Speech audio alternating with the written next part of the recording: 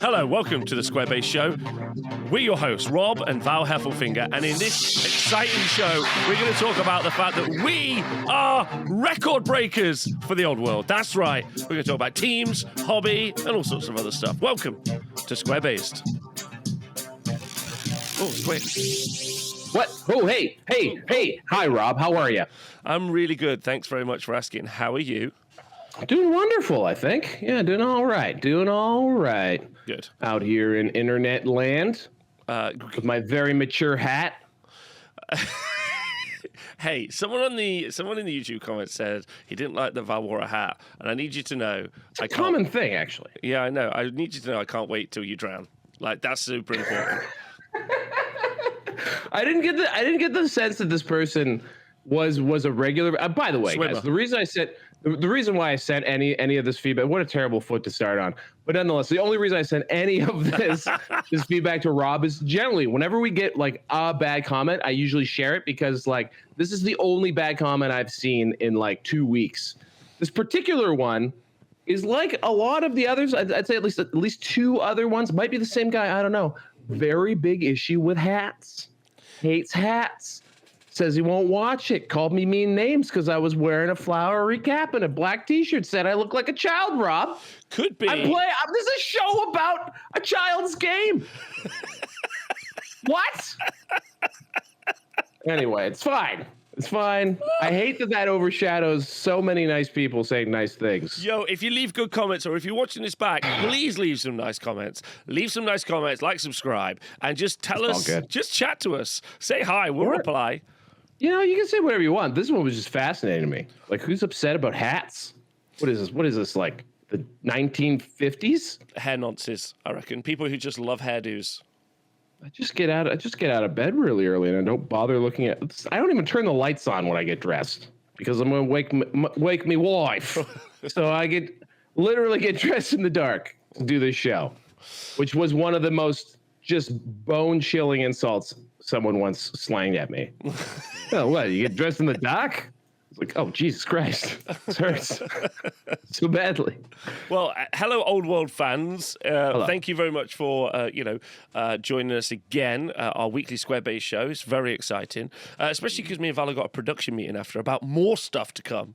So get excited about that. But it's been very fun because we've got some hot news. And it might seem like there isn't tons of hot news right now in Old World, but it just ain't true, which is very fun. So we're going to get into it. Before we do any of that, though, Mr. Val Heffelfinger, how are you? Well, I'm doing all right. Thank you very much for asking.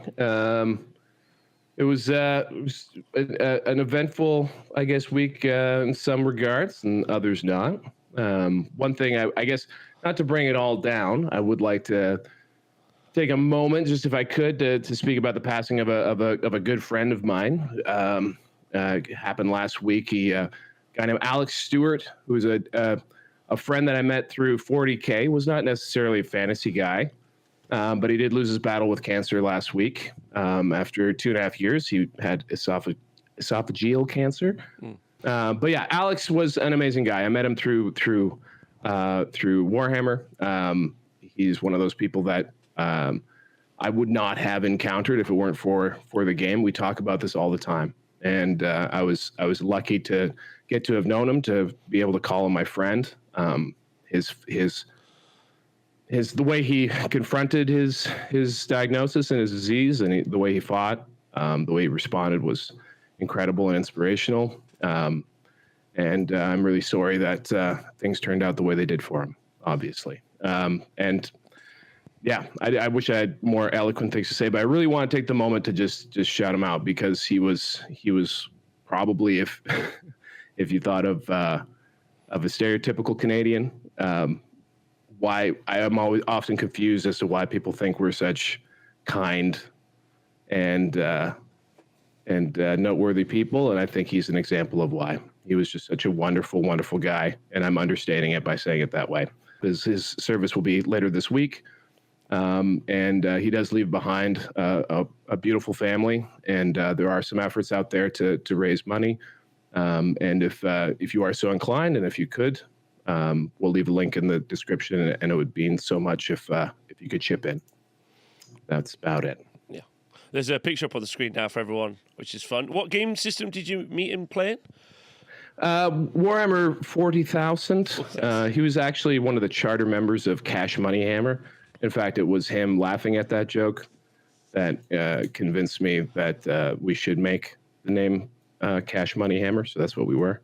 But he played all across. He was in the Navy, and he played out west. He used to be known around tournaments in Victoria, and then he came back out here to Ontario, where he was seen on the scene around here. Used to be at Capital City Bloodbath every year, Can-Amber team tournament. So yeah, he was a good friend and teammate. Oh, well, I'm super sorry to him and his family. That's obviously we talked about this pre the show already. Okay, is anything else you want to share about him? Like, because I'll spend 45 minutes on this if you want. We can just talk about, like, give me some good anecdotes. Like, I'm ready. I'm struggling, but okay. It's I just wanted to I don't know, say his name, and of course, if you did happen to know him and you heard through this, like I said, if you could participate, say a kind word, do whatever you want, that'd be great. But he was a good friend, and I think everyone will clearly miss him. Well, loads of love to you. Loads of love to Alex's family. And I hope. There's no way I can then follow up with anything more sincere. Like, I'm with you. I love you. Good luck to their family. And now, Old World, I guess. Yeah. Although I will say, we spent a lot of time talking about events and friends and people that you meet along the way, and that's the kind of, I don't know. If it wasn't for this game, I would never have had the privilege of knowing him and of having a friendship with him. So, like, sometimes I question, why the hell would I spend time playing this game? But genuinely getting out and getting the chance to meet people, make friends, I think that's one of the great things that I enjoy about Warhammer, and that he enjoyed about it. And also competition. He was a hockey player, and he brought that attitude to Warhammer, which was fantastic. Dugout fights.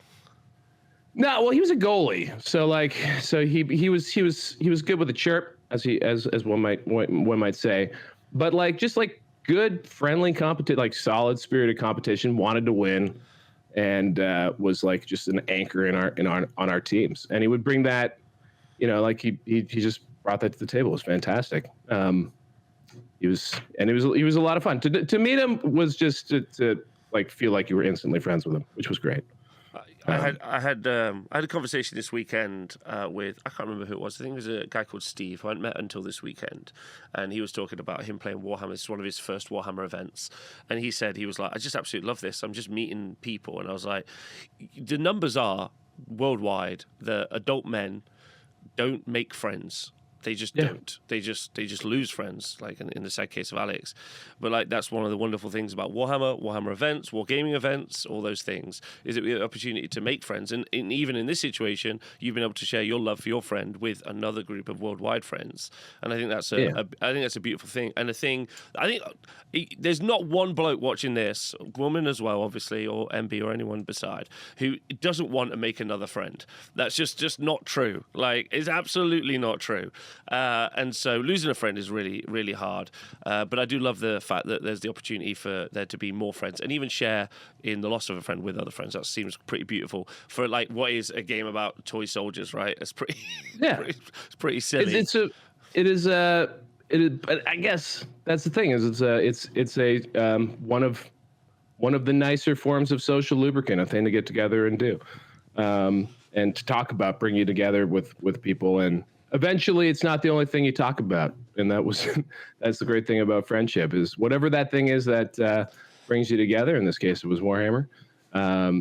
We talked about all else aside. So the other thing too, I'd love to highlight here is just I take this pretty seriously. But with those that you love and those folks out there, Alex and I weren't like the bestie of besties by any stretch, but we kept in touch, and we always did, and I very purposefully did, because we live very far apart. And I was just very lucky to have reached out to him like a little over a month ago, And had I not followed through and done that, we would have left off on a very banal note. And so I recommend folks, for those that you love, keep them close, chat with them, just say, hey, what's up? See what's going on in people's lives. Because you never know. Yeah. So that's it. And because this is Old World show, go play some games with your buds. Play with literally bases where you write the names of the things on. That's right. Like, don't let anything stop you. Like, literally, don't go and do the bit that me and Val will protestlatize. It's the most important part about this hobby. Go meet up with people and play games. I think that's 100%. That's 100% our overriding factor. Which segues me in. Is that gross to segue somewhere? Like we had at some point we're gonna have to do it, and trust me, we would have his blessing. I promise. He would already be rolling his eyes at this by now. So I think it's time to roll on. Okay, well, loads of love, Alex. Segue. I did an event this weekend. Which was... This is a good segue, teams. Because teams and then friends. That's where I thought I would segue. Yes. That's what I thought I would do. This weekend we had the world's first team event for the old world. That's right, we're record breakers, Mr. Val Heffelfinger. Square-based, now holds a world record. Okay? Biggest team event ever for the old world. Biggest ever. Biggest ever. Most amount of teams, most international players, you name it. How many international players? We had one guy from the Isle of Man. From the Isle of Man. Is that international? You have to go across water, which I'm going to count that. Okay. All right. The Isle of Man is what is it? Is it a principality? Is it like a? I think it's a tax haven. It's a tax haven. Tax haven. Cool. Yeah. Got it. Anyway, we had a team event this weekend, which was super fun. So 6 teams of 4. Which I quite enjoyed. It ran without a hitch. Well, actually, that's not true. Someone did have to unfortunately drop out, so I had to get like a spare player for one of the teams. To kind of did that work out? I saw those desperate pleas for help in the chat. Yeah. Shout out to Mark, who spare played for all of Sunday, which was easily one of the funniest spare player runs I've ever seen in my life. Just shout out to Mark, because it was team format, and hopefully Val asked me a ton of questions about it. But the bit that made me laugh a lot was Mark turned up on the Sunday. His first round, he got paired into, and I probably should explain how formats work, but I'm just going to tell the story straight away. He got paired into someone, and their first game was done. Like, they were like, cool, what's the game? And they were like, this is are you moving? No, I'm not moving. You moving? No. He's like, I've got one trick. I've got the vortex play. I'll throw some vortexes out. Hopefully it lands on your unit. Picks me up 100 points. So they just 10-10. They were done in 15 minutes. Wasn't a handshake. It was... Literally played 10 minutes? Literally played 10 minutes. Right. Was it round? And you said round 4 again? Round four. But I changed up the mission. That mission was not Battle for the Past. Oh no, it was Battle for the Past actually. But normally round 4 would be the tower.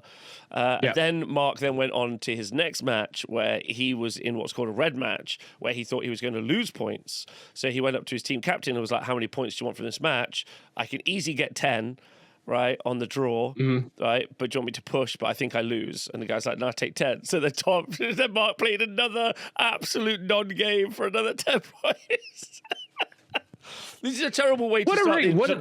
That is a fantastic ringer run, though. I will say that. Okay, Robbo, why teams? What when we say teams, what the heck are we talking about? Is there some sort of proud tradition of Warhammer teams, specifically Warhammer fantasy teams, that already exists? Great. Why would anyone? Have you invented an amazing format? It depends who you ask. Yeah, so Teams is obviously incredibly famous. So team format Warhammer, where some number of players will form a team, play against another team. And this isn't doubles. This is where you play a full 2,000 point list. And as Val has insinuated, it has a storied past. Storied past, where you had the ETC and other team formats. Six Nations, Warhammer Fantasy Six Nations was also a big thing here in the UK, at least. I'm not sure if you ever got a big fantasy teams in like NA in Northern America, like sort of situation. We sent teams to the ETC. I know that for a fact. But I don't know if there was Warhammer. Actually, my favorite tournament that exists, the Canhammer Team Tournament, I believe, I might be wrong, but I believe did start as a fantasy event because I think it was basically created to practice for the ETC, and so after 2015 they switched to 40K like everyone else because of the end times. So yes. So yeah, teams here actually in 40K have really taken off. Like there's a ton of events that have just switched entirely from teams to from singles to teams. Yeah, why is that? Why do people? Why do you think people have such a big, passionate, throbbing fandom for teams? I would say for a couple of reasons. Number one, if you go into an event, let's say, Val, you were planning on going to an event in October, right? And you'd message me, be like, yes. I'm going to go to an Old World event. And I'll be like, okay, I'll see if I can make it and maybe fly over and come play. But if it's a team event, it feels even more cohesive. It's like, hey, join me in the team and we go. Like, it's a way to organize your group of friends to go to a place. You can be like, you're saying the Square-based Open should be a team event in October? 100%. Shit, it's not a bad idea. It's not bad because you get to like organize your group. You'll be like, and then so that's number one. Number two, there's a lot of stress. One of the bits of feedback I've had from running all my Old World events. So I'm going to put this in the calendar, maybe today and maybe tomorrow. So go check on the Honest Wargamer or TSN Arena Squarebright. What's it called? No, Eventbrite. That's what it's called. It'll be in the description. There we go. Check there. They were hounding me. So the players at the last singles event, they were like, Rob, do a doubles event. And I was like, oh, why? And they're like, we've got loads of old curmudgeons at home, or my mate's nervous and there's a lot. He still remembers all the toxic environment the Warhammer Fantasy Battle was. He's like, I just want to bring him along and see that it's not like that anymore. As you've said many times, the culture has moved on the table. It's a lot better to play games with friends and with new people. And so, like, I'm putting that in the calendar because they're like, we can bring them. So it's literally going to be like, bring a noob. That'll be the event or something. So basically, we're differentiating, and also very famous format too. Is doubles. That's what Rob's talking about. So essentially, you're splitting an army. You both bring 1,000 points, whatever it is. You split the army. With teams, you're playing your own army with friends. So how does that work? So there's like 5 to, let's say, 8 people on a team? So like you just said, ETC traditionally, so like the big team formats, and even modern 40K, modern Age of Sigmar has big team formats, which are 8 people. I personally actually think that's unwieldy. And if I was to like re-envisage the team format structure for international play, I'd make the numbers smaller, but allow nations to have more teams. But that's a whole different conversation me and Val can do on a whole show dedicated to that. Because I don't know what his thoughts are. But normally it's 8, but obviously 5 is good because you get an odd number of players, so you can just do like 3 wins versus 2 losses. But I did 4. So teams of 4, and each team has to bring a different army to the other team. That's what you have to do. That creates this really fun meta, because then when the 2 teams play against each other, you do something called the pairing process, which is where you work out who's going to play who. You could just do it randomly, and honestly, there's a really good argument for that. We can put in that show in the future. I would take a lot of the fun out.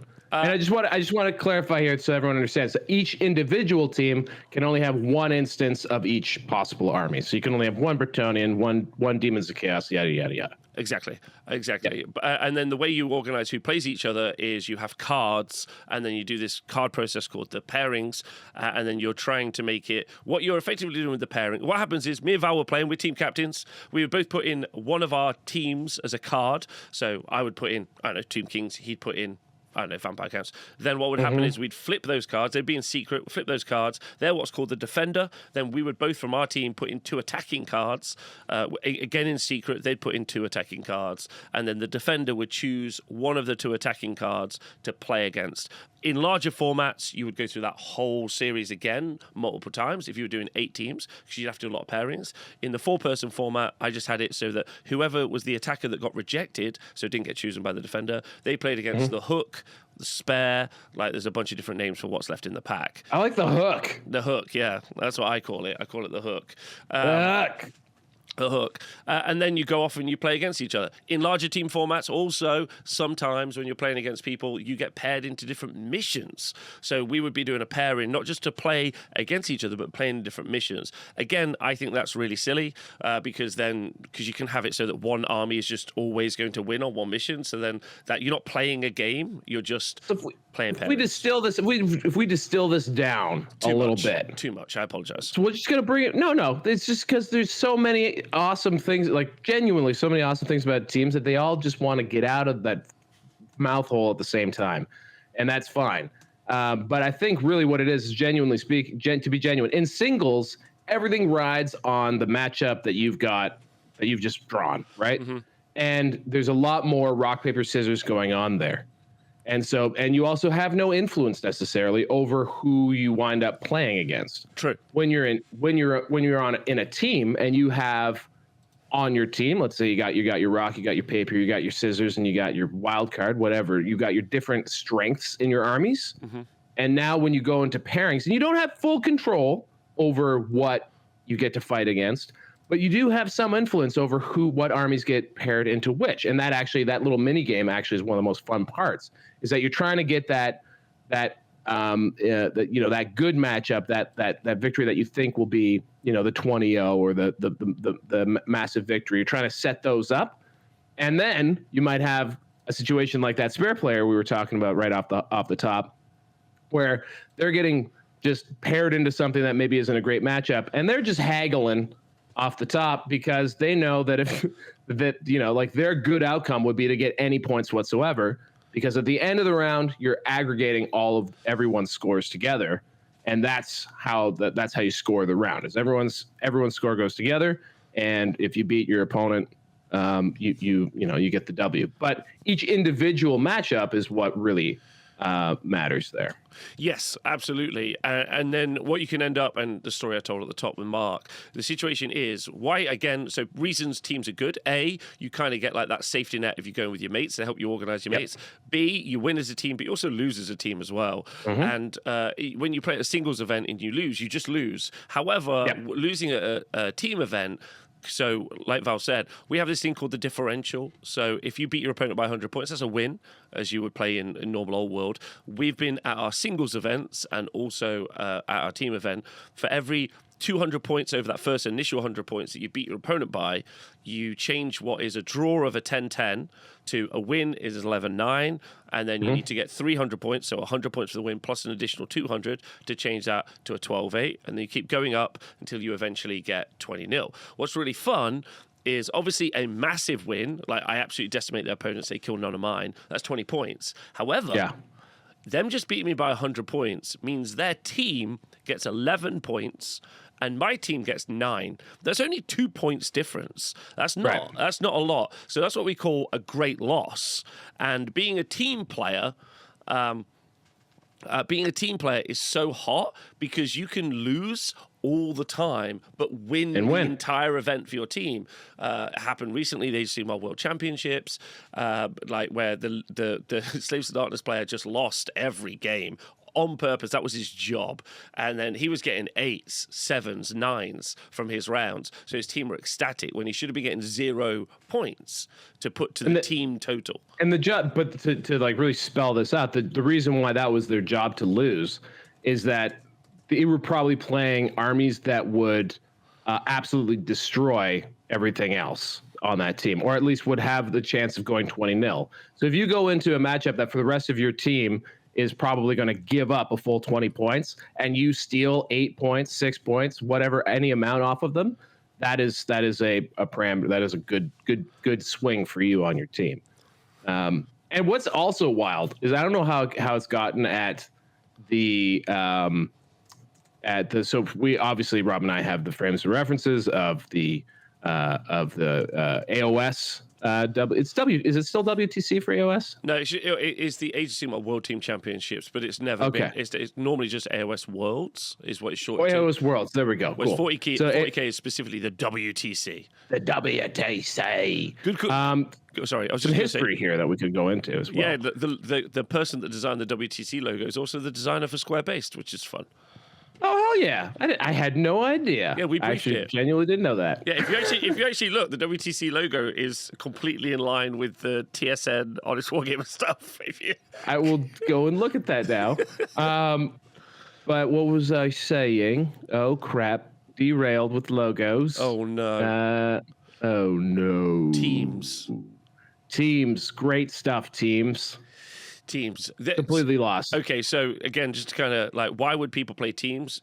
You get to lose with your friends. I know. Sorry, we were in the weeds, man, on matchups and pairings, and I was gonna say in 40K, it has gotten insane. So like, in the sense that people build, programs to try and figure out the most ideal and optimized matchups when you're preparing for these things. And by the way, when we say the ETC, which is the original international team competition, WTC, AOS Worlds. These are things that people work on and train for for the entire year. And are run independently. And they're run independently, but like the point I'm saying here is like these are certainly far from casual events. There are even some countries that their entire sort of tournament Warhammer scene are organized around either generating players for the national team or to actually pick the squad that goes to the national team. Like these are actually like really, it's really cool how, like if there was a Warhammer documentary, this is probably somewhere, like Teams is probably a great place for it.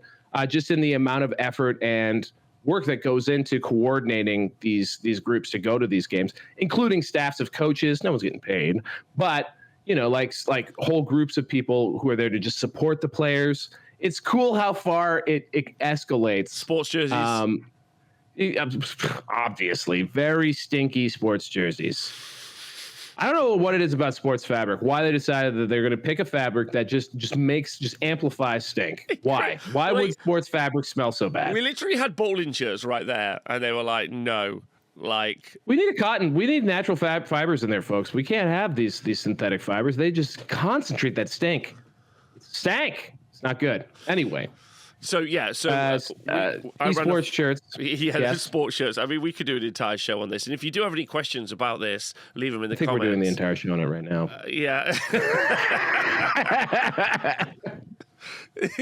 Anyway, sorry, Rob, we're in it. You can't get out of it, even though my brain completely stalled in the middle of an important point. No, we are in it now. I would literally do a show with you on redesigning, and what's kind of fun is redesigning the team format. And what's kind of fun is that me and Val probably within the next year are going to try and organize some sort of international team competition. We've got some real life decisions we need to make because we have some serious.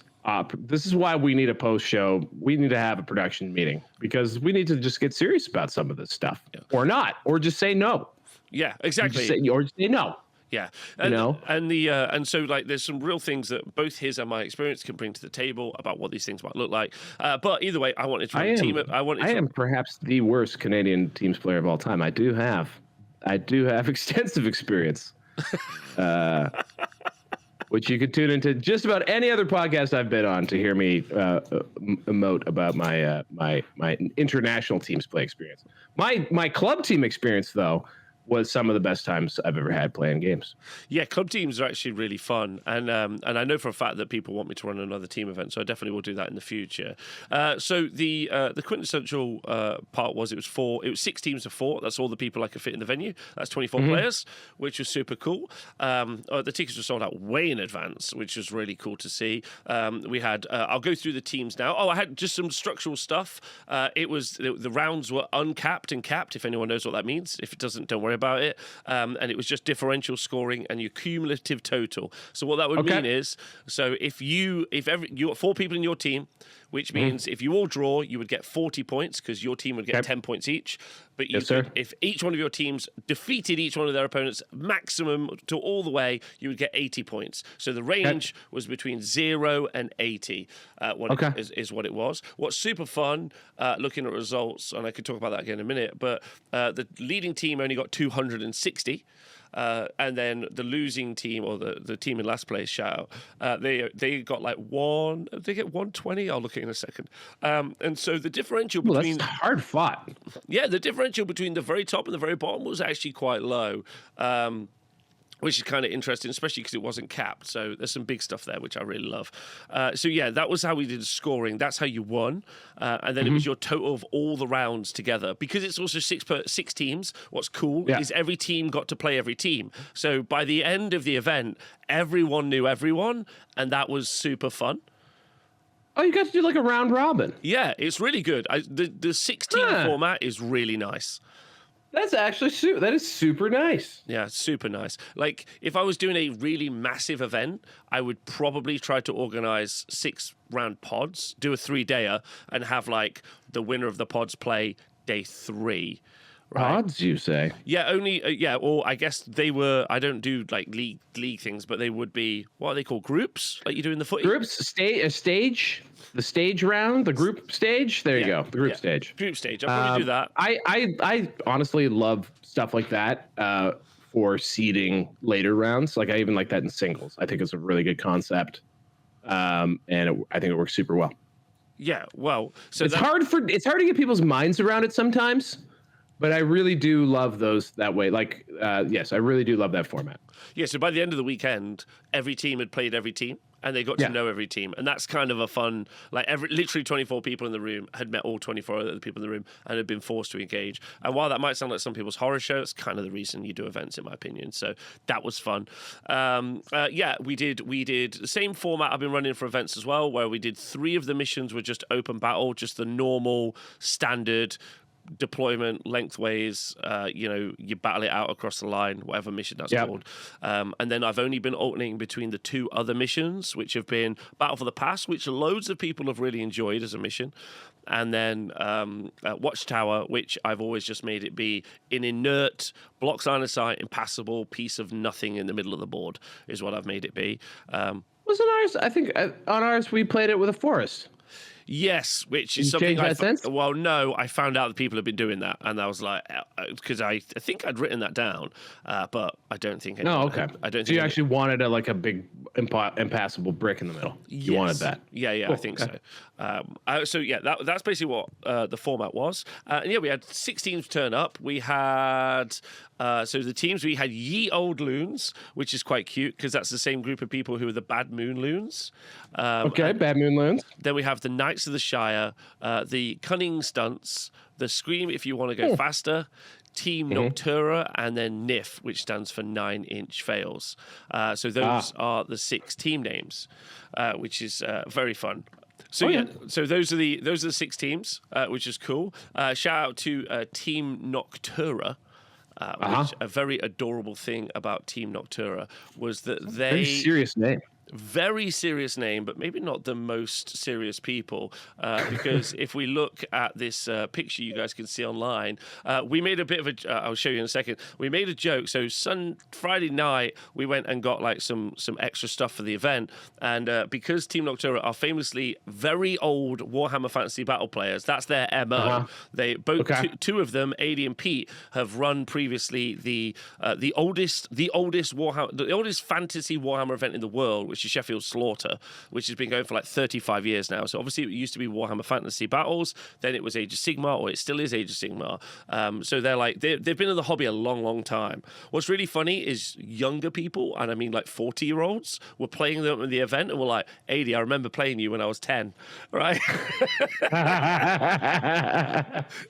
I love those types of players though, that are like people who have just literally were like playing with grown-ups at tournaments from like prepubescent years. Like those are the folks who grow up to be the ridiculous prodigy phenom Warhammer players. The beautiful minds are those that little nerdy kid that like you either like stomp or they just frustratingly stomp you. That one day they're going to just be a absolute demon of a player. I love it. Yeah, exactly. Well, so we on the Friday night before the event, we went to the shop and we bought them all a pair of slippers for the event. And I was like, as you do. And I was like, this is going to be a stellar joke Monday. Get the room warmed up. First Some thing, isotoners. Yeah. Just start of the morning Saturday, do the briefing, make a couple of jokes, and in we go. They just turned up though in dressing gowns and slippers, so they defeated the joke. They already had their own dressing gowns and slippers? Yeah, they rocked up in dressing gown and slippers. These guys are dads of kids in university. Like, these guys are like next level dads. These guys are Hall of Fame dads. Yeah. Fantastic. So well done. Well done. So they had also, what's with the guy on the left not wearing glasses? He ruined the whole thing. Everyone else has some very sensible, thin-rimmed glasses. Guy on the left. He's got his eyes closed. Yeah, maybe he's just fully blind. Maybe he's unsighted. Plausible. We got to get him some shades. We got to get maybe some shades would be good for the guy on the left. Great shout out for those fellas. Really bucking the stereotypes of Warhammer players there, and making us look very youthful. We will have a link in the description to all of the lists because I had all of the lists made up into nice looking list formats, so you can go check out each one of the tournament lists. And like Val has pointed out, they've spent some time thinking about these lists, so these aren't just your random lists. These have been worked on as a group, and we can talk about each one of those lists individually. Maybe we could do that in a separate show, which is kind of fun, or maybe some other elements. But I'll put a link to all of those lists so you can go check them out. So I include all those in the things. I was maybe going to do a pre-show where I was going to run through all the lists. But honestly, I kind of wanted to see if it was worth it. I've done list review shows in the past multiple times in my life, and a couple of the teams definitely turned up for the fun. So reviewing their list with any sort of serious thought, I think, would have been a mistake. Was there a team, or was there a team composition or a team that performed a certain way that you would like to shout out? Was there? Because one thing, too, about teams' lists that I think probably, I don't know how much the internet will understand this. One of my favorite things has always been that, like, in 40K, AOS probably the same. The big team events happen to be usually midsummer, and 40K is almost always like July, August, somewhere in there, which is just after the new edition comes out. Yeah. So the first biggest event that usually happens in 40K is always the ETC WTC. And the thing about teams is that because you're playing a matchup game, you actually build lists with a different framework in mind, in the sense that they can often be more skewed. They're not necessarily as all-rounded. You can be a little more safer leaving a list vulnerable to a certain matchup because you can hopefully make sure that list doesn't get exposed to that matchup because it's teams. You're pairing them up against other lists. So that big preamble, which is teams lists tend to be designed differently. Did you see any interesting takes because of the team format in your teams? Yeah, very much so. I mean, there's a really good question right now, and again, a whole other show we could do about like what the current meta is. And I now have TO'd more Old World events than anyone else in the world, the entire world, like the whole world. So like I've had multiple instances. A couple of the people have been more than once to my events as well. So we've started to have this really good conversation about. What the meta might look like. And even this weekend, the healthiest conversation, I kind of had multiple convos, and we said, yeah, the Screamer list from Vampire Counts is maybe a problem. However, none of us have spec'd for it. Everyone has turned up to the event, and the singles events as well. They've turned up being like, right, how do I deal with the dragon?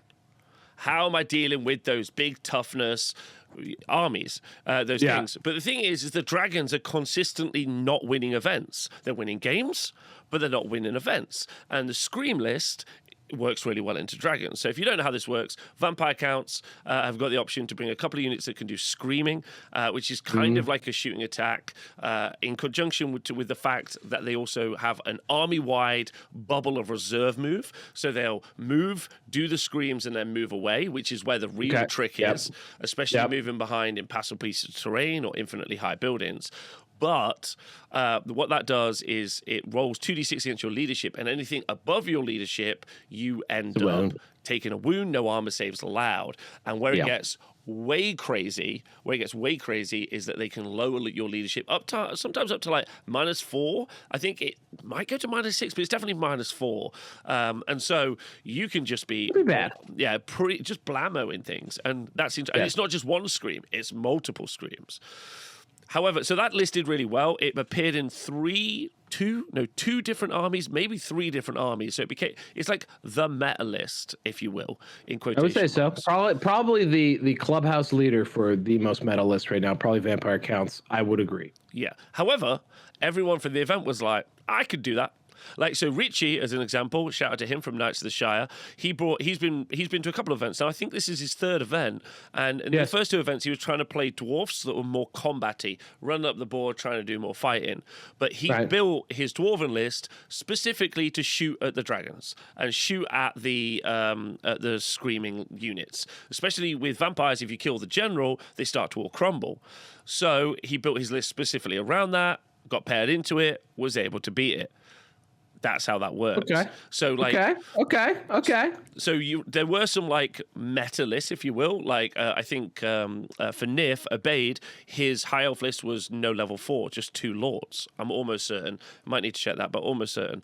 And that's because he was never planning on pairing himself into anything where the level 4 was going to be a detracting factor. Does that make sense? Mm-hmm. So he was giving himself that out. So there was some really, really interesting lists. I think most of it was their singles lists.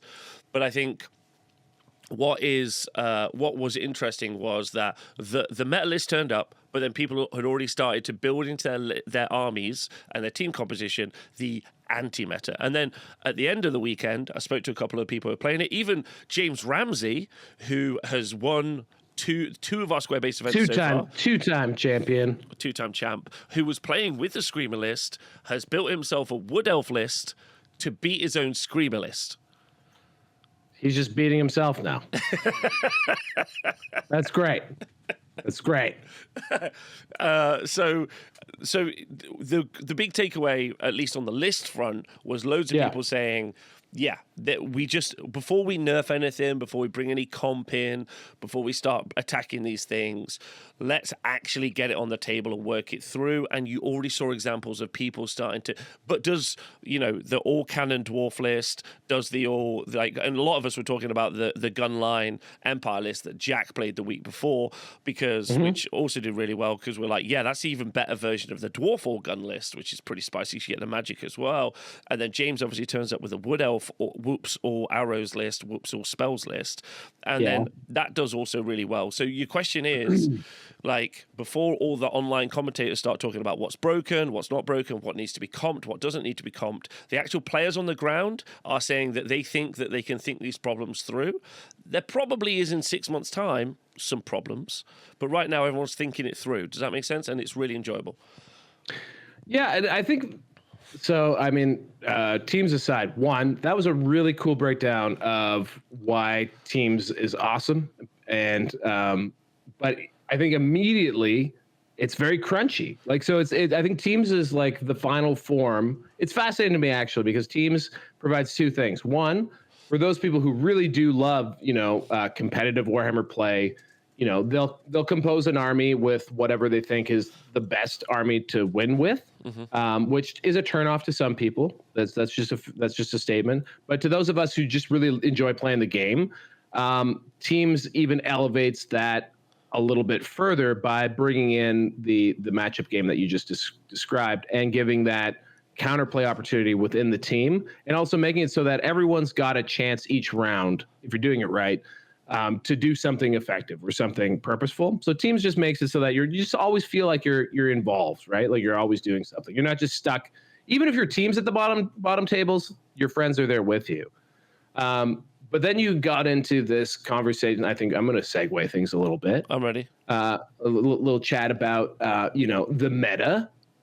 Because, I don't know what Facebook's been feeding me lately, but I have noticed more and more people starting to have these chats about, what would you do to fix the old world and all this kind of stuff. And I don't want to be that guy being like, it's not, let the meta figure it out or anything like that. But I do want to say that I think what I am seeing is that, like if we go back to Rob and I have a foundational document that we will remind each other of all the time, which is playing to win. Yeah, play to win. Play to win, which has been ripped up by my Discord recently, but that's pretty funny. We've had ripped as in like not good, or maybe somehow what like I brought it up on a stream recently because we were talking about something and I was like, it's quite fun. Because Val knows this, and he's also done the same. Leaving Games Workshop, I was like, cool, if I'm going to be someone who talks about games, I probably should do some reading. That feels like the right thing to do. So I went out and I read a ton of different like game theory books, online discourse, like a bunch of different stuff. Learned other games. I've never done that. Learned other games. And yeah, there's some really, like, metastats is super interesting as well. Like, what percentage win differential is important in one game system? Like, Dota, a 1% increase on a champ is wild. In cricket, it's like even lower or something. Like, but there's a load of really interesting info. But one of them was called Playing to Win, and I brought this up on stream the other day, and I put it in my Discord, and I was like, "This is required reading to argue with me now."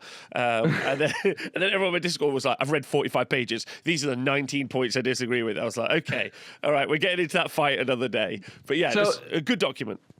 So the reason why I think it's a good document is that, one, it was the first thing that I ever read that actually articulated for me the concept of why you wouldn't change a game. So for me at the time, being very into Warhammer 40K, at the time I was very pro, fix the game, change the game, make tweaks, do whatever. We don't need anybody. We can just make tweaks and change things, right?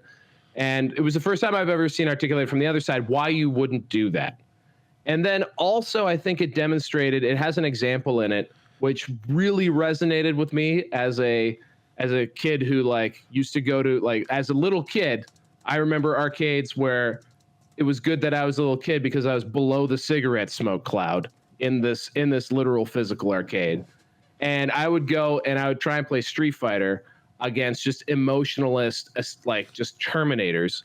And the example that's used in Playing to Win, because I think it's primarily a Street Fighter. Street Fighter with a bit of StarCraft. Yeah, and also they reference a lot of game, but I think his game was Street Fighter. But he talks about Chun-Li, and like Chun-Li had this like low like kicking attack with like just lightning foot, and it could just absolutely destroy any noob. You could just like spam that all you want over and over again. And you will just kick that person's ass if they don't know how to counter it. And so for a lot of people, I think this whole very long-winded point is like in that example, you have probably 9 out of 10 people are like, fuck this. I don't want to get kicked in the face 1,000 times by Chun-Li. I will fix this problem by never playing again. Mm-hmm, mm-hmm. And then there's the 1 in 10 that are like, how the hell do I beat Chun-Li? How do I deal with this? In a game. We all know how to do it in real life. In a game. How do we beat this? How do we beat this? And I think that's the, but for the other folks though, that like, and maybe 9 out of 10 is too harsh, but I don't think it's that far off. That sort of negative instant lose experience doesn't necessarily engender a response of, I'm going to figure out how to deal with this scenario by going back and theory crafting and coming back. That person might just say something like, Chun-Li is cheesy. Don't pick Chun-Li. You know what I'm saying? Yeah. So like, and that is where I'm starting to see some discourse go to. Yeah, everyone's on the don't pick Chun-Li, it's cheesy. And then I think also I think that's on us as like community, like commentators / like, leaders, is just say, look, as a community, start to work through the problems. I absolutely guarantee you, like, I mean, if I was today giving you advice, I'd be like, don't buy knights. Any faction, don't buy knights. Find the monstrous thing, like monsters, dragons, monstrous infantry, monstrous cavalry, pound for pound, point for point, in my personal opinion, is always better than you're going to get for a single wound model in a unit, whether that be infantry, whether that be like cavalry. Will that end up being true? I think that feels really true right now. But it's not like I'm being like, cavalry's dead as a YouTube video.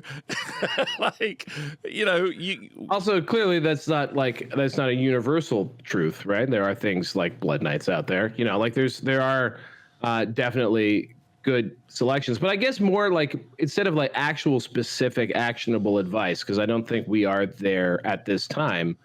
Like, what is a person to do who like is already sick of having to deal with a dragon all the time? You know what I mean? Or like having to deal with, God forbid, 2 dragons or a wall of toughness 6 or all kinds of different things, or the lists that counter those things, right? So we're already getting away from perhaps that Ludo narrative that is in people's minds. And that's where you get stuff like the Nova format from, which I don't think necessarily addresses these things. Horny Nova format. Pardon? He's horny, isn't he? Original draft was a little horny, but look, I guess it's like constructively, where do we put that energy? Because I think, like, for example, I haven't even mentioned this. I got to play a game against Caleb, good friend of the show and me personally. Last week, I played my trolls against his Tomb Kangs. Yep. And it was his second game out in Old World. He's been very excited to get his Tomb Kings built and painted. They're glorious and gorgeous. And I brought my trolls out. I tried to make a better list than the previous version that I'd played with, but I still immediately felt just sort of, well, it's not a great matchup for trolls because obviously Tomb Kings have a lot of built-in Monster Slayer and Killing Blow and Cleaving Blow, but he didn't have Cleaving Blow with him. So like they've got all the blows. They're able to take out multi-wound things pretty well, except for chariots. So bringing out basically an army built of monstrous creatures, not the greatest choice against perhaps Tomb Kings. But I also immediately felt like I didn't have the tools that I've gotten used to being able to play with, which is an incredibly toolsy list like the Orcs and Goblins one I'd been playing with previously. It's just, it has everything. It has all like the magic, all the different things that I can use to like deal with large targets and other magic, all that kind of stuff. Like I had all of the things. And so when I just brought a list to play, and I was playing into Caleb only ever runs what he thinks is a good list. Like he's not a guy who ever takes his foot off the gas, which is, by the way, totally fine for me. But I didn't answer him with a list that could be like, I think, competitive in that scenario. And I immediately felt panicked. I wanted to run back to what I knew what worked. And I immediately didn't like the idea of trying to play against dragons without Lore of Illusion. You know what I'm saying? Like the things that I know that work. So I can see how people are feeling hemmed in by, what is the emerging meta. And I think I just wanted to like show some empathy and sympathy to like the words I'm seeing out there about this. I don't think it's something that we need to necessarily be dismissive of. And I think we need to like start saying like, okay, what do we do about that? Well, I have that same personal experience, right? Like I've got my Warriors of Chaos list I've been running at the moment. If I was playing a club game, I think that feels a little overtuned for, like, I could just very simply change the lore of magic that my 2 level 4s are running. I think that would really change up how that army plays. But as of yet, because I've just been so busy, it's still not painted, which is kind of breaking my heart. Like, someone at the weekend was like, Rob, why isn't it painted yet? I screamed at them. I was like, with what time? I am painting with my feet right now. But anyway, if I was playing a club game, I would probably try and move around a little bit. But actually, I don't have a lot of options for moving it around. Moving my list around requires me to buy more minis, build more minis, and maybe paint more minis one day. And that just doesn't to tone it down, not tone it down, but like, for instance, the guys that are at events this weekend or past few weekends, and they've been running dragons. They've got to paint a lot of other stuff to replace a dragon's 500-600 points or 400-500 points, right? So you've got to do a lot to start changing your list around and move it around. And the hobby that I've seen this weekend as well was stunning. every old world event, I don't know if it's because they're more veteran hobbyists or what it is, but the hobby has just been absolutely huge. So, Yes. like, I would say that, like, the meta, or the game itself will also be slow to move on, because people just taking different lists it takes a while. Even on a personal level, me personally, it's going to take a while to move my list around, right? So when you're doing it in a fully painted event environment format, that's super tough. So, but I've really enjoyed seeing all these different armies, and I think that there felt like nothing that was so OTT that someone didn't beat it or deal with it, if that makes sense. Agreed. And I think that's the.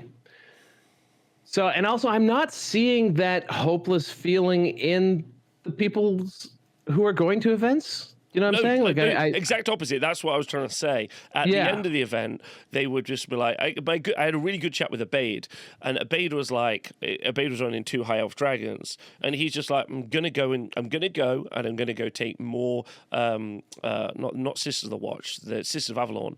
Right? Avalon, yeah. He's like, I'm gonna go run more of those, and I was like, how come? He's like, because I don't need to deal with dragons. I need to deal with that Screamer list. What do I do? And I was like, super interesting. We haven't yet seen the emerging Wood Elf meta, which I still think is going to be one of the strongest lists. Shocking, yep. Although Toby apparently, so shout out to Toby, love Toby to pieces. Toby has started like a 3D print business, just selling like printed models. Yeah, where are they all going? Is a beaver building a dam out of Wood Elf 3D prints that Toby's sending out? Like, what is, or maybe someone's just buying them all so they don't make it into the wider meta? What is going on? Where are they all going? Yeah, I don't know, but he's sold almost predominantly Wood Elves, and he's talking hundreds and hundreds of models of Wood Elves for different armies. And so, like, I know that's just one source, but at least there's like 10 maybe to 20 Wood Elf armies which Toby's produced alone out in the UK community. So I just lurking. Yeah, just lurking. Literally in the forest. You don't know where they are. And so that's interesting. And like I said, James at the weekend brought that. He was able to beat his own list with his other list. So there's this real development of lists, ideas, play styles on the tabletop. I need to underline this all with, though, it's the most cinematic game. There was so many stories from the weekend. The mechanics of the game, I'm really lacking the wordage to say it right, but the mechanics, sometimes I feel like the mechanics in AOS and 40K, they drive you to make an action, but they don't create a result. Whereas the mechanics in Old World create a result, and that story is told. Does that make sense? You still have a lot of options. You can make a lot of choices, but the mechanics don't drive you to it, because I never have to move forward. I can just sit in the corner with my guns and shoot. I never have to. But once we get in a fight, the mechanics are going to make my unit give ground or fall back in good order or run away or whatever it might be. Yeah, and it's really fun. I think I'm going to be so. In those other 2 games, you'll also see a common moaning about how competitive players have ruined the game somehow, and how like tournaments, like making it a tournament game, has ruined the game somehow. And generally speaking, I just could not roll my eyes further back in the head, because I always interpret that as like people who are upset about like constant updates and balancing and that kind of thing. But in game design, there is something I think that maybe they might have some point on, which is that I do know that like a tournament, like a person who plays, like competitively, will often make selections that limit the dice as much as possible. You want stuff that rerolls, right? You want things that reduce variance in what your list does, so that way it doesn't fail a lot. Or if it's failing predictably. Like whatever it is, you want predictability.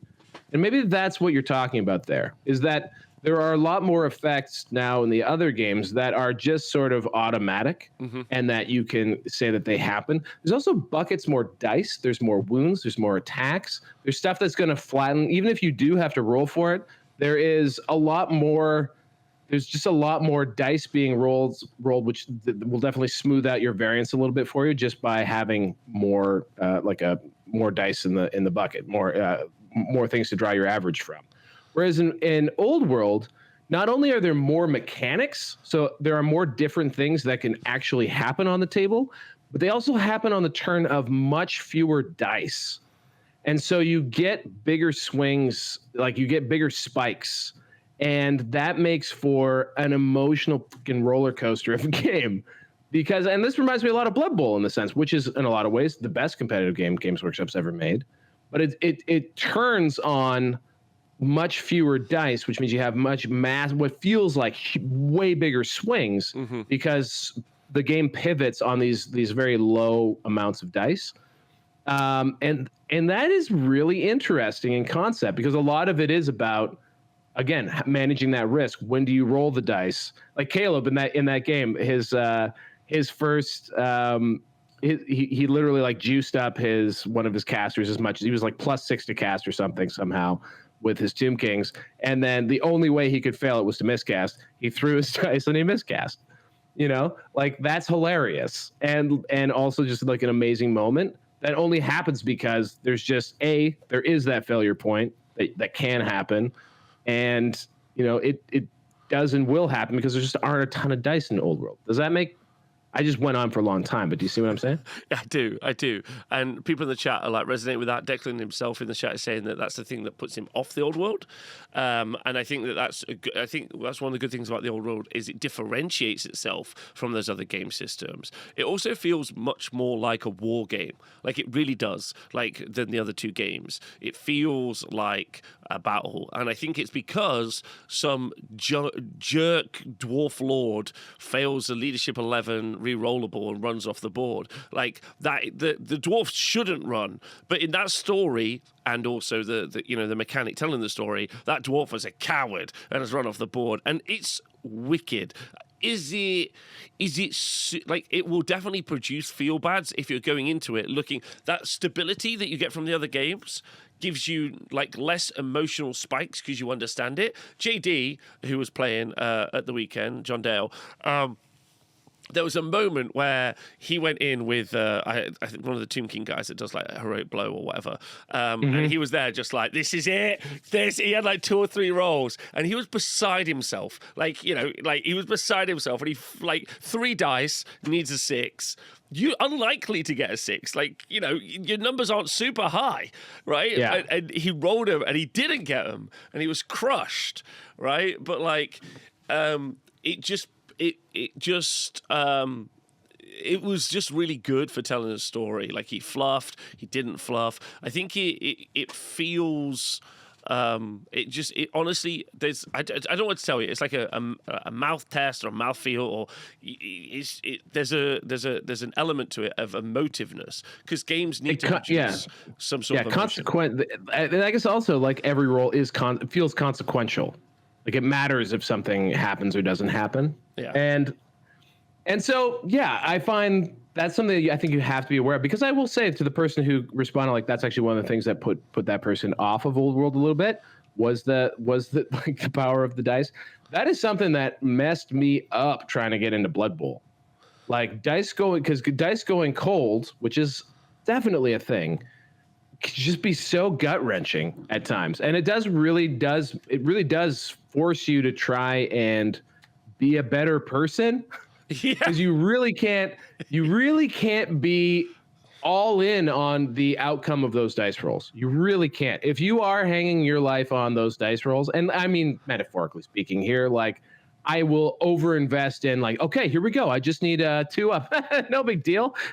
No 2 up. Like just ego loss. Like the friggin' like zoom while like panning out like camera trick where like just the blood drains from my face. I've lost it in my mind. But I feel like that this is like why gamblers gamble as well, right? Because like the highs and the lows. And I think that's why Warhammer fundamentally is so bloody addictive, is the dice from a game perspective. And I think we can both agree that Old World just leaves so much hanging on dice, and not in a luck. And I also don't feel like luck is winning these games, by the way, which is kind of weird to say that. At the same time, I don't feel like I lose or win games because one side is luckier than the other at all.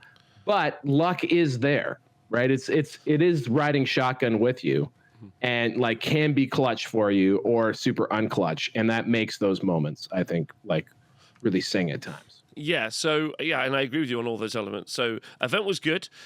We went for some food on the Saturday night. People drank a lot of beers. People had a nice time. We did a coolest army, which was voted for Knights of the Shire, which is a bit of like not coolest army, sorry, best sports, which is a bit of a not really a surprise. Those guys really turned up with the hobby. They really turned up with the play style. And they had a team jersey. They were like super into it, right? And like, I'm not really shocked that they took away best team, which was great. We did a vote for best painted, so I'm going to shout out, if you don't mind, Matt G's army, because do you have pictures? I got pictures. They're going to be on the screen. Very popular feature of the show. So he has done a Bretonian army, but he has had 3D printed literally tons of candles and has stuck them all over every element. So there's the whole army. As you can see it, and also painted super nice. And these are Bretonians? Like they're run as Bretonians? They're run as Bretonians. So there's you'll see a cannon in there, but that's being played as a trebuchet. So there you got a lord. He's got like a reliquary in there, a bunch of the older dudes. Oh my goodness, look at that. This is very grim dank. Yeah, very grim dank. There is these. I put these all up in the Discord. And then he's run Celestine, which I think is really interesting, as the Green Knight. So what? Yeah, instead of doing the Green Knight, he's had Celestine. Also, feedback from Matt, who went 5-0 at the weekend. He's like, Green Knight every list. He's like, the first thing he would put in any list is the Green Knight. So, Bretonian players out there, get yourself a Green Knight. He says it's the best. People say it's too expensive, Robbo. Clearly, they're right. He's literally an AOS Worlds level player and one of the most successful Age of Sigmar players in the world. So look at how gorgeous this army is. That's not possible. Look how pretty the army is. Yeah. So there we go. Can we see that reliquary, please, again? Yeah. By the way, this is let's see that reliquary. There you go. Wow. So like that is being carried aloft by servo skull cherubs. Yeah. Is that correct? Yep. How cool is that? It's pretty cool, right? Bravo. I think you could even take this further. This is such a cool such a cool concept. Yeah, I really, really, really enjoy this. Yeah. There were also some great armies as well. Richie brought his dwarfs again. There was a stunning Warriors of Chaos army where there was it was so cool. I think Alex was running it, and it was a Bone Grinder giant, but instead he was using the old Chaos War Mammoth, but then he'd taken Glutos or Skollion, which is a Sinesh character from Age of Sigmar who's kind of on a palanquin, and he'd built that into the palanquin ridden on the back of the War Mammoth. The hobby was insane. The hobby is, I've been putting pictures up in the Discord, in the Old World Discord, linked to our Patreon, and I've been putting pictures in there. The hobby at all of these events has been nuts. It's made me very jealous, very upset. Maybe while you find time to do some painting, you could also find time to put those in a blog posts on your page, because holy cow, those are some like really, really great things. Oh yeah, I do that. That's definitely what I could do. So best sports, coolest army, and then we had our winners. So we've got a picture here of the winners. You can see they won the giant gnome. So this was Scream if you want to Big Gnome, Scream if you want to go faster. Nice. There as well. And then here's your other winners: Knights of the Shire. Matt praying for the lady for his Bretonian army. Lovely. And then we gave an award out to the oldest team at the event, which was nice. Yeah, that's very nice. I also have one of those tiny championship cups. It's right behind my camera. And then my son JVP, in fact, asked, Dad, why do you have such a small trophy? And I said, well, I didn't win the big trophy. And then, of course, he's almost 4 and just asked me why I didn't win 1,000 times in a row. And it brought up a lot of stuff. Oh, that's rough. Scream if you want to go faster got 260 points out of a possible 400 points at the event. So, it's not like they dominated the field, but they did do really well. They had Rebecca playing Vampire Counts, James playing Wood Elves, Andy playing Tomb Kings, and Tom G playing Kingdom of Bretonia. And again, I'll link all those lists so you can go and peruse them in the comments, so you can kind of like look at the images and put them on Facebook groups and argue till the day goes on. In second place, so they were 260. Second place, Ye Old Loons were only at 237, so that was super close. And then Team Noctura, who were in third place, were only at 229. So like again, it was very close. And the losing team, the Cunning Stunts, they only had 100. It was very tough to say over the weekend to get right, but they only had they got 112. Were they points. Australian by chance? Were they Australians? They weren't. They were very English. But they had 112 points. So, the difference between first place 260 and last place 112 is not massive out of 400. Yeah. No, I mean, that's actually that speaks to some very even matches and some real nail biters. What was their actual record? How do you mean? Like how many? Like what was the win loss of the winning team? Like throughout we haven't put that. If you look, this is just an totally aggregate score. Yeah, because BCP doesn't as of yet have a way to do teams. So like Toby made me a spreadsheet that does all this itself. So maybe I could share this so people could check it out as well if they'd like to look at the detail. But I'll include that as well, so you can have a look. That was a bit of a faff, to be honest, which is fine. But yeah, it was good. It was a good event. A good event. I think Teams is really good. I think it was awesome. I think Teams also really developed a healthy conversation amongst all of the players about the overall meta. I think it made loads of people inspired, and they went away. I think there was some incredibly thematic games as well. I probably should have said this at the top because it's been quite crunchy, and maybe some non-crunchy people have tuned out. But it was really thematic. The armies were stunning. The hobby level was really high. The sports was super, super high. Even in a team format, people were having conversations about like takebacks and terrain and how to help each other. Like, I had one laughing fit with Dom. He's in the chat right now, so I'll bring it up. Dom was playing with dwarfs, and Dom, who's an international Age of Sigmar player, was playing with dwarfs, and he turned up on the Saturday. He's like, Rob, I don't know what the fuck is going on. Like, I'm just gonna go for it, right? And he was just trying his absolute hardest. And his dwarf army, he's just got these little fellas that are like, they must be like 4th edition or something. They look like little fellas. They look like not just dwarves, but like the models themselves are tiny. Got it. Yeah. And they look atrocious, right? And there was a bit where Dom was like, these guys suck, right? And I looked at them and I was like, what do you expect this unit to do, Dom? Like, this guy's not even got a crossbow. He's just lifted his shirt up, right? I was losing my mind. It felt half of them are drunk. These men are clearly, these dwarves are intoxicated. Look at them. Yes, it felt like it was a really good environment, if I'm 100% honest. So I had a good time, and that's it for me. So there we go. Good times are essential. Yeah, good times. So if anyone does have any more questions about the team format or any questions about teams and stuff, then please leave them in the comments, and I'll try my hardest to answer them this week and get through them, because there's still loads. And I would encourage you to run some team events as well. 3-person teams would work. That's fine. Anything you want to do, just have a laugh with it. Yeah, I think you get really hung up on format, but like also, just send it at some point. I think teams of 4 are interesting because you do have the hook, as you say, that sort of one random pair. Well, it's not quite random pairing, no, because you could influence which one winds up in that spot. But it does give you a little bit of intrigue. I've always liked 5 for whatever reason. I think I kind of like that odd pairing.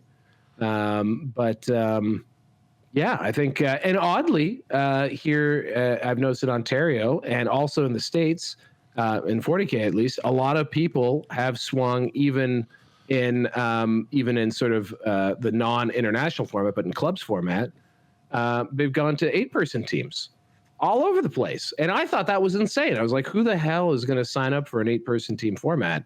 And the answer is 8 people at a time. It shockingly has not been an impediment for people to participate, which was just really surprised me. Me too. I think teams are going to be popular. I think doubles will be very popular as well. You have been doing some hobby, is that right?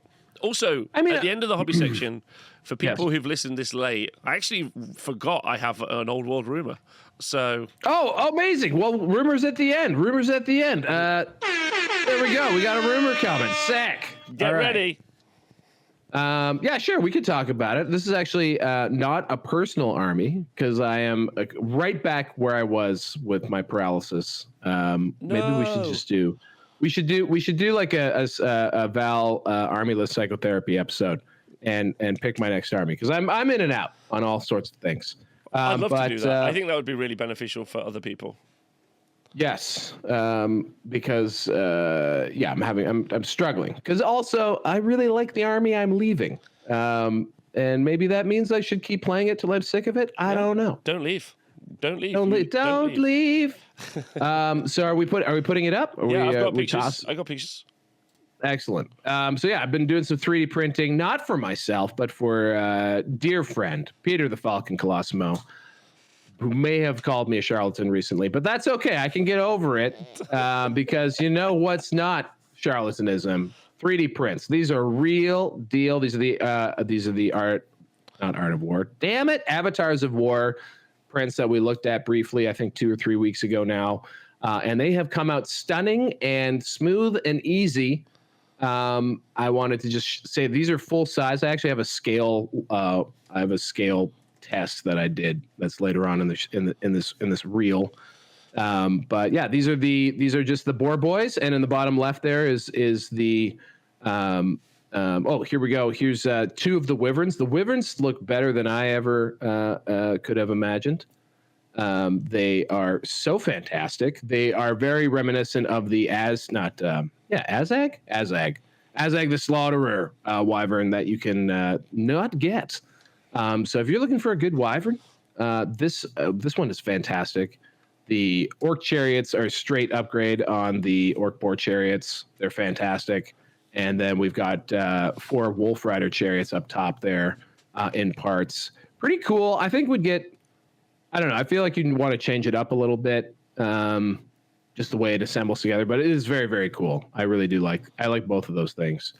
And all of these, except for literally the last chariot that I printed flawlessly first try. Oh, there's the shaman on board. Which designer made these? This is also Avatars of War. Avatars of War, and I would say that this is an older sculpt, older STL sculpt from before they made their Boar Riders. Pardon me. And this guy, I feel he could have been scaled up a notch. If you have the scale photo, I would love to complete the scale saga about Avatars of War, because I did misspeak on our first episode about them. Oh, here's the Wolf Riders.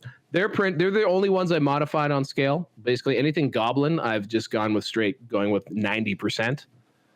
So again, trying to hit that sort of between the two sizes. So yeah. Oh, here we go. There's my scale. So on the left side of the scale, we have 100% size. And then I go down in increments of 5 going to the right. So as you see, the actual Boar Rider is about the right scale for the orcs. And the Boar himself is a little bit smaller than the GW Boar. Whereas with the Gobbo, he's very large by comparison. So that's why I did like. This is some actual hobby homework. This is fantastic. I finally did it. I always get mad about the way my scales look, the way things turn out, and I usually just take a guess and send it. I finally did a test print and figured it out first, and it saved me so much frustration. If this is something you care about, it works. Also, if you just printed their goblins at full scale, they're not awful looking. They just feel a little big for me. That's it. Okay. The wolf is about the same size as the boar, which didn't feel right.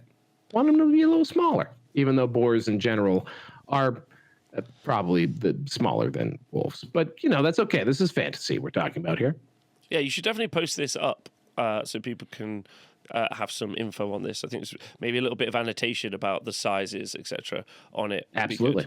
That'd be super fun. Well, completely by accident, they are photographed on a measured mat. Each one of those little squares are 1 centimeter. So there you go. That's actually really good. I was like, he used the mat. That's excellent. I did not have that intention whatsoever. So anyway, that's That's been my printing odyssey. One thing I'll tell you is that shocked at how straightforward printing all that stuff was. Like that's more than enough for a couple of different 2,000 point builds. Right there. So like that's one thing. Was about 2 bottles total of resin for all of that. Those were all pre-supported. So as far as like the actual effort to get it ready to be able to print, very low. Like I said, I had one misprint in the whole thing, and I think that had to do with temperature because I print sort of in a garage type environment. So yeah, overall it was really, really straightforward and like wildly cheap for Pete to have me do this for him. And if it was my own army, would be crazy. It'd be like, I don't know, 120, 130 bucks Canadian plus time, to get it done. So anyway, I've been very impressed with the quality and how it's all turned out. The thing I would say about also the events that I've been running is I've noticed that 3D printing is very popular. Like Tom C with his Beastarium army that he'd done recently. A couple of the other armies, I think James's armies have all been 3D prints as well. And absolutely no pushback by anyone. Richie's army's stunning and it's 3D printed. Like people have, I think, maybe more than any of the other the big 3 games, right? Old World, 40k, Age of Sigmar. I think Age of Sigmar you could see it a little bit more now and again. 40k I don't tend to see it a lot, but maybe I haven't looked at it enough. But definitely whole armies being done from 3D prints and everyone being like, this is sick. Like everyone just being really impressed with the hobby. Just being like, oh, where the hell did you get that from? That's super cool. And that was really fun. It's been a fun experience seeing not only a Lizardman army, but seeing a different sculpts of a Lizardman army. So I've been like, oh, do you know what? That's really fun. Like now I don't know what a gyrocopter looks like. I only know what the Highland miniature balloon gyrocopter looks like. Right. I'm like, that's a gyrocopter to me mentally at the moment. Liam in the chat, who played this weekend, said I played against 4 3D printed army this weekend out of his 5 games. And I would have assumed he would have had a great time in all those games. So it's pretty cool, right? And it's very cool. And I want to say that it's not just about, like, a lot of people are like, for some, it makes the hobby accessible, full stop. For some, it is just about price. It is something that people can acquire at a lower price. For me, like, I said that was about 120 bucks in materials, but it's a lot more than that in like time to invest and learn how to do. It's a lot more than that in the fact that there is a lot more than 120 bucks in materials for all the things I have screwed up in the past. So there's learning curve and all that kind of stuff. But beyond all that, also, I think it just provides another avenue for people to hobby and do cool things and like find awesome looking miniatures.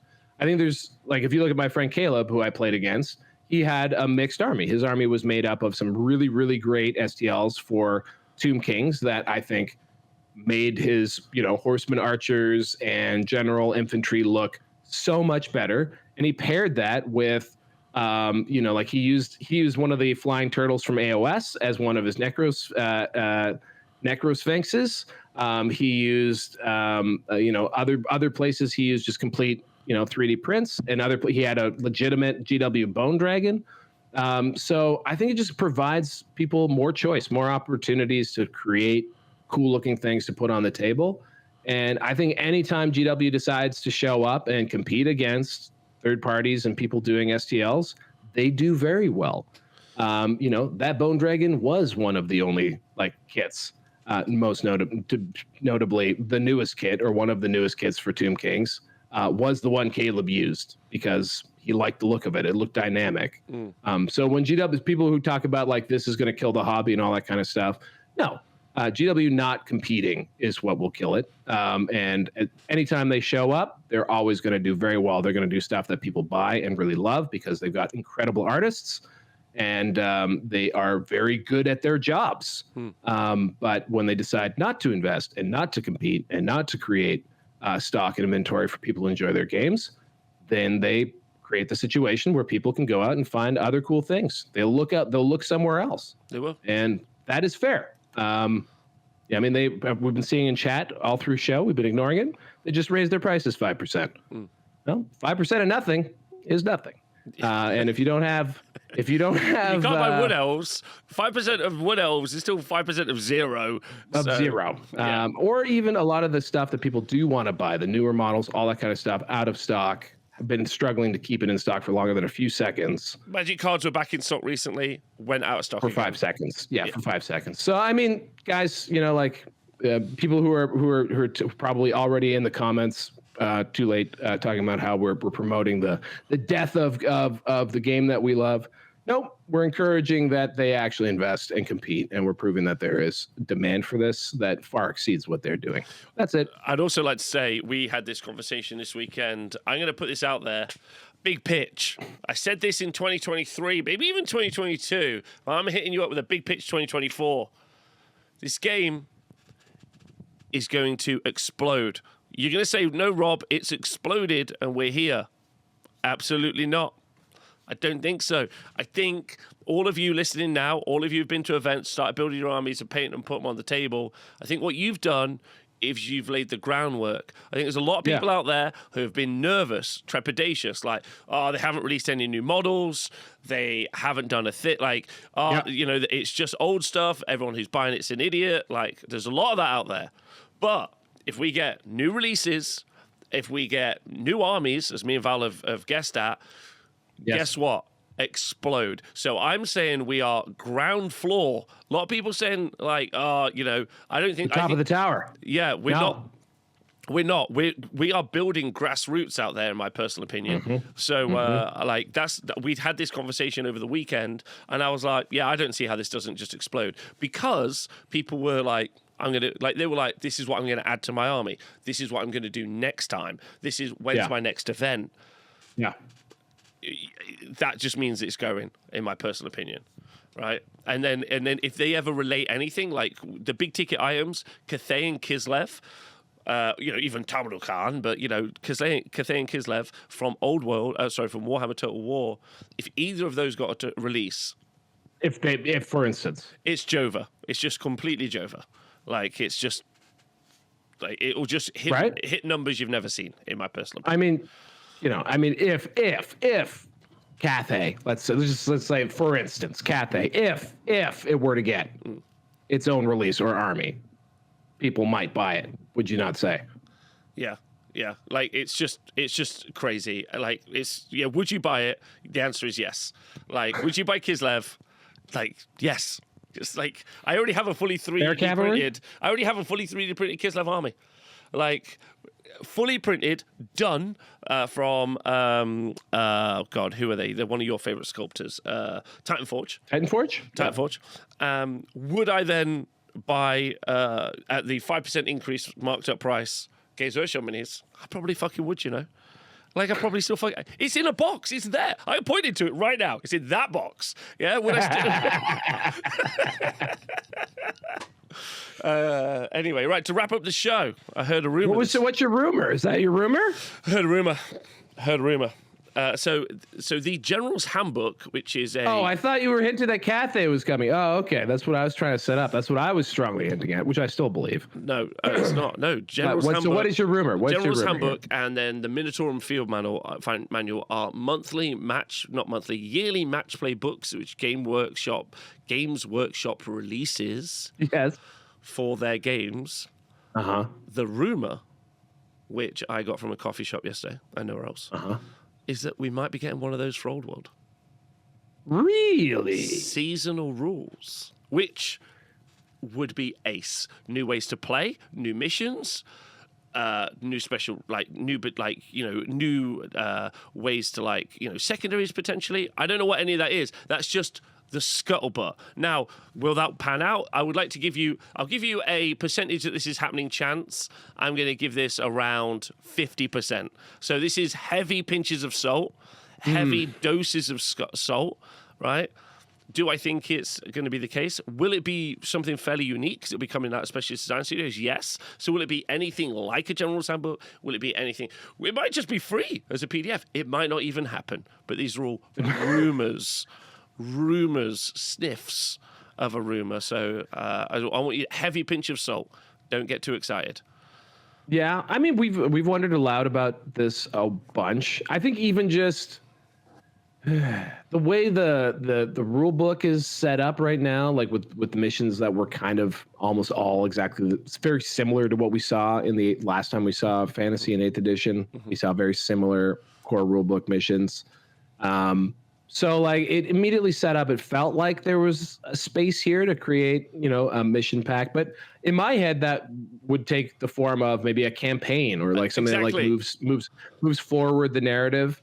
And I would love to see that. And it would be cool if that campaign pack was in fact a way to play this in an organized event way, if you will, because we know JTY loves them tournaments. He does. He went to a tournament, and I would say, like, for the narrative sweet chestnutters out there in the world, which I am one of, you gotta say, like, you could do it in such a sick way if you like really thought it through. Make it like a campaign. Make it like this fun thing. I think HCMR 40K have tried to do it, but it hasn't really like gelled.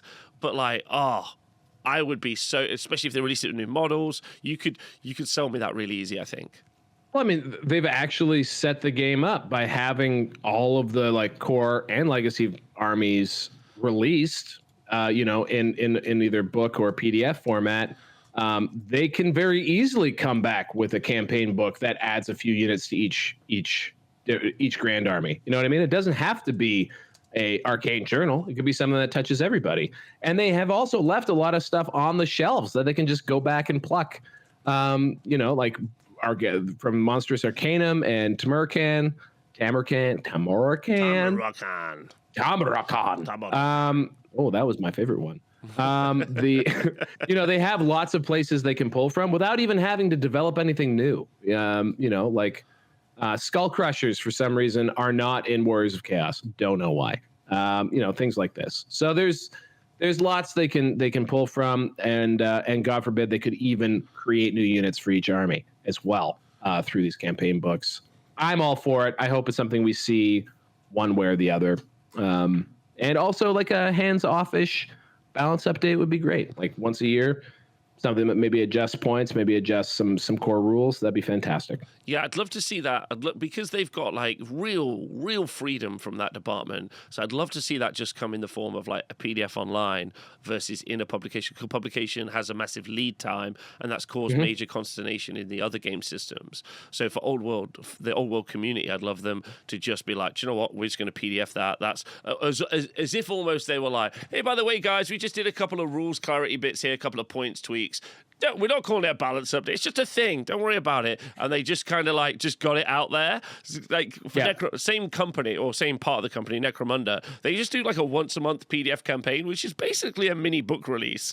And they're like, I don't know when they just scammed that and they were like, oh, it's just like a bit of an update. If you could it's like a story, just stick it out, right? Whatever. Like just got it out. I think I'd love to see that, and then give me some story, because actually that's the other thing about the old world as well, Val. I'd love to return to you at some point. Where are we at? Where, like, we've been really caught up in the game. Where are we at story-wise? Where are we going next? Because that's hot, right? Yeah, and especially since so much of the lead up to this was framed from the perspective of the Great War Against Chaos, I feel like we need to hit that. Yeah. Like, but just the fact is, like, I remember, like, the lead up in my head was that was what we're doing. We're doing the Great War Against Chaos, but really we've kind of wound up in sort of like the Roaring 20s, like in like just this sort of like very pastoral time in the timeline where like everything sort of ebbed. So it's kind of interesting from there that they have a lot of room to amp up the lore and take us forward. But who knows how they do that, if they do that. I don't know. I think I'm going to go read some front cover between this week and next week. Some front covers. I'm going to do the bit before the rules on all the armies the next couple of weeks. Oh yeah, yes. The very, very brisk summaries. That's some good content opportunity there. Maybe we should go there next. Look at us. We like this thing. Who would have thought that would be successful? Like in the thing that you do content about. All right. So it's been lovely talking to you, bud. Absolutely. Pleasure's all mine, in fact. Pleasure. I had a great time. Thanks for running. One quick question. What's next for the events? I think this feels like the end of a cycle. What happens now for Old World events at TSN? Are you taking some weeks off? I find that hard to believe. No, I do actually have this weekend off, but and I'm actually going to try to take the weekend off, which will be my first weekend off, as Val was saying, maybe 3 months or something. It's been rough. It's been rough. I mean, I feel really uplifted from running the events. I love doing them. They're like, I do get exhausted, but they're great. But yeah, I've put a bunch more events in the calendar. I think one of the things I'm going to go back to is I'm going to put that doubles event up as well. And then I think one of the things I'm going to do is I'm going to kind of cycle back a little bit, and I'm going to be like, okay, Rob, the doubles event is my way of getting other new people to play. And then what about the pack needs to be adjusted? That's a conversation for you and me, but I think probably one of the major ones is let mercenaries happen. Don't think that's a major deal. Will I move on from the rule of 3? Absolutely not. Had a good conversation with someone this weekend about it, and I quoted you. Someone was like, they were like, Rob, do you really think that it matters? And I was like, do you know what? I don't think it matters other than the emotional effect. And that's more important than every other element, like game-wise. So I don't think. Also, I would like to pat ourselves on the back of the head, but there's an alternative timeline where we're just talking about 20 dragon ogres running around, like you know what I mean, like that, like, and is that the timeline we would have rather? I feel better complaining about fucking T6 dragons than I do about infinite single entity units running, or like like I don't know, 24 5-person archers units, like stuff like that. So they don't even know what disaster was averted / aggravating meta potential was averted by adding the rule of 3 in this particular case. You're welcome, everybody.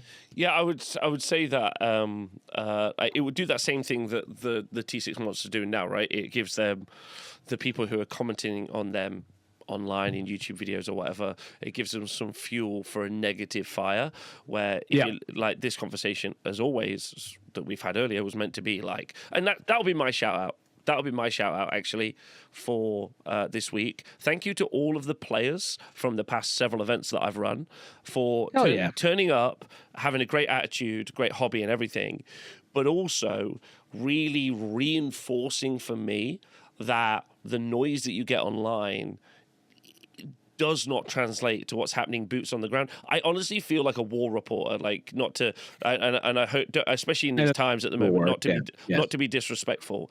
Warhammer reporters. Yeah, Warhammer reporters. But I really feel like, I'm completely logged off. I run the event, everyone's doing something. I come back online and people are like, this thing's broken. And I'm like, what? Like, what are you, like, why everyone is not being like, Pillar of Fire is the best spell in the game always? Like, number one, I hope that should be a YouTube video from someone, because it should be. The fanatic everyone can have. A fanatic everyone can have. Unless you play Richie and he rolls all his 6-up wards like a demon. But anyway, so I don't know what I'll change up. I don't think I'll change too much. I might start putting in the other missions, but I'm a little bit, I just don't know about those. There's just the one. There's only I think there's only one more I think that is worthy, and that's flanking maneuver. And it's not the random, it's basically where a third of your army either goes to the left or it goes to the right. But it's not off the table. There's one where they can randomly not come. But there's basically one other mission I like for a tournament scene. And then also I like the idea of just taking the open battle and just using the other deployment maps with it. That's really spicy. But like you do, like, you take open battle, but Vanguard. Should we do that? You've got yourself a new. I think that's the easiest, most straightforward way of doing it. You just change the deployment. Oh, that's really fun. Let's do that. We'll talk about it and then we'll make some maps, right?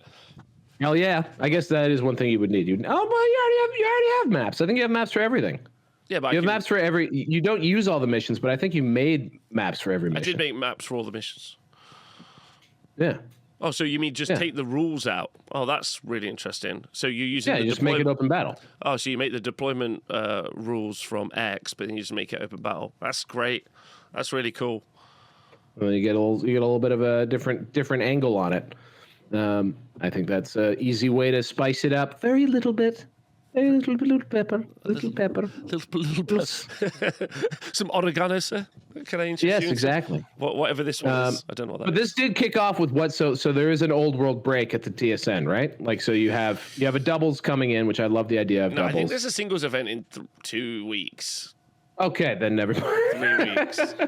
Oh, no, actually, it might be a quiet month. We have TurnipCon soon. TurnipCon. In a couple of weeks, I think. So then I think it might be a month. Well, if you're interested in finding some events at the TSN Canadian T-Sports Network, Canadian event is in October-ish, and I'm still waiting for Capital City Bloodbath to announce their event, which should be, I believe, the weekend of August 22nd. Hurry up, you Hoosiers. I don't know why. They are humming and hawing. They've worked on their pack. I've harangued them about their various choices that they made. And as a result, I think quite sensible, everything that they've done. And Tournament 28 convention. Sick. Oh, that's right. You showed me that game. It's so awesome. Anyway. That's what TurnipCon is, yeah. Yes. I think that's actually, Rob, to your point that you made earlier. I think it's really, really helpful to have an event that you're really looking forward to on the books, ready to go. So that way you're jazzed. You're working towards something. And that's what I really need to crystallize. And something a little more near term, maybe like an RTT in June or something. That's what I got to do. That'll change it. That'll get me out of my malaise. There you go. All right. Well, listen, it's been great hanging out. If you could do everyone a massive favor and go and check out Alex's GoFundMe, that would be brilliant. And loads of love to everyone in the world. Keep your friends close. And I'm lucky I get to spend once a week with my friend Val. So thanks, buddy. Feelings mutual on that one, man. Thank you. And thanks to everyone who watched. Join us live and on the YouTubes. Have yourselves a great day.